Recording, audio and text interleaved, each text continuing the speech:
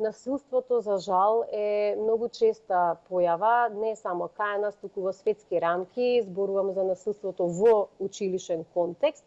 И тоа не е само на релација наставник-ученик, дури тоа е и поретка ситуација, многу почесто е она меѓуврсничко наследство помеѓу самите ученици,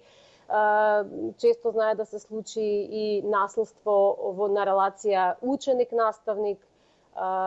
или родител-наставник, така што е нешто што е многу сложен феномен во кој практично учествуваат повеќе фактори. Значи тука се и училиштето генерално како контекст и поединецот без оглед во која социјална улога нели се наоѓа, дали е ученик, наставник, родител, семејството, врсничките интеракции се многу важен фактор, општеството гледано во целина и така натаму. Така што велам, за да може да се разбере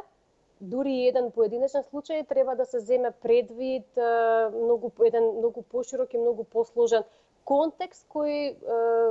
веројатно бил можеби и причина или може да се случи да е тригер, причина за тоа да некој, пак нагласувам без оглед во која улога се наоѓа, манифестира насилно однесување. Но дефинитивно се соочуваме со еден сериозен предизвик и за жал растечки проблем, не само кај нас, туку и пошироко.